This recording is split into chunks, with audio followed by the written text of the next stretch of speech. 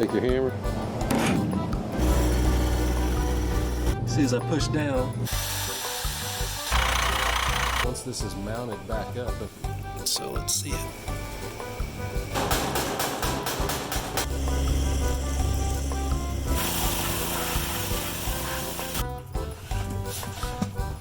There, she telling myself this is stupid.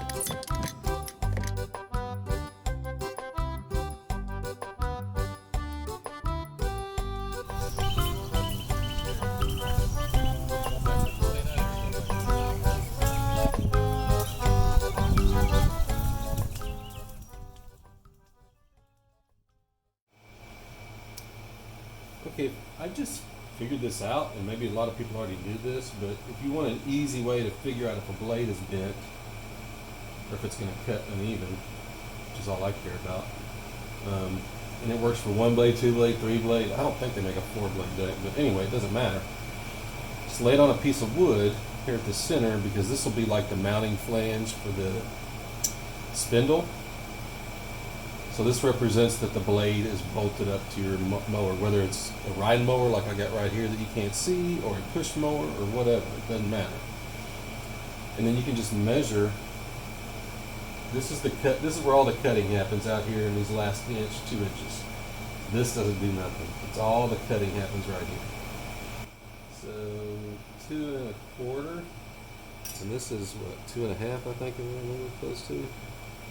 Yeah, so this one's cutting a little high. So that one looks like it's almost right at just a hair over 2 inches. And this one's almost a hair over 2 inches. So most likely this one's cool. This one is the one that hit a rock, bang, bang, and it banged up this side high, and this one a little higher. You really want all these heights to match, or you'll get that where you have the stripe where one side's cutting high and low, and you keep jacking with the deck and trying to level the deck, and nothing will fix it. That's because the blades are, you can't make it cut level because the blades are cutting at different heights. This is what mounts to the bottom of the spindle underneath the deck, and then the blade sits up here. You know, the shaft's coming through like that, right?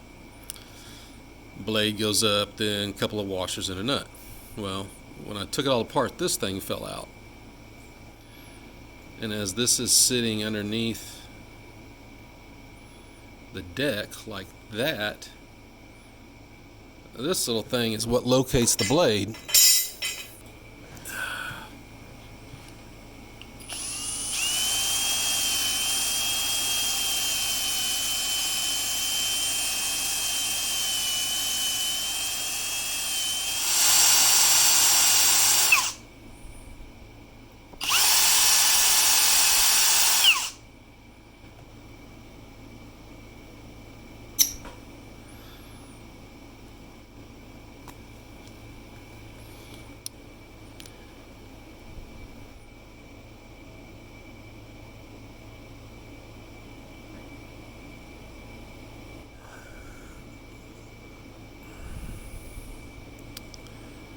That's my mark.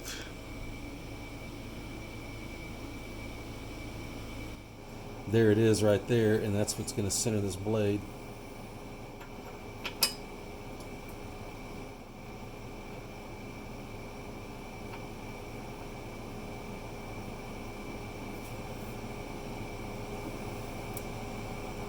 I pulled this cover off, cleaned all the crap out of here.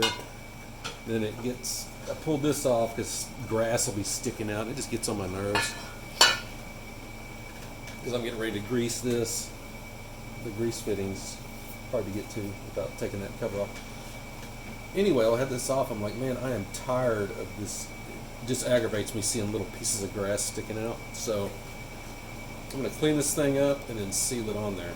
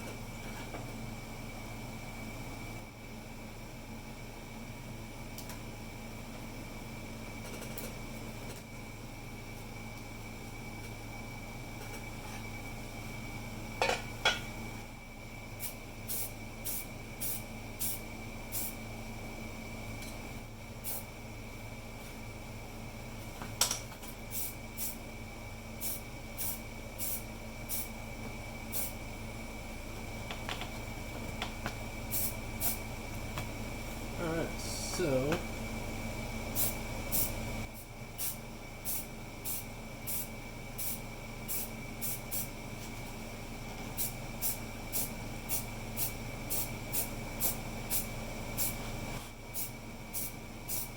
it's not exactly the same color.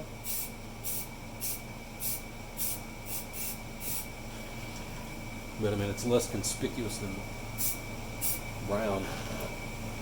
Yeah, it hit record, but it turned off. So anyway, I've got it all caulked. I reached up and jammed caulk in underneath.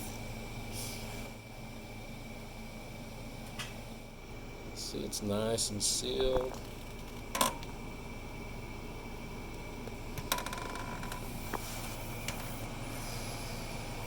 And so, anyway, this stuff, dry lube, it's for bike chains. If you get an RV, this is the great stuff to put in the window tracks, keep them moving. But also, there,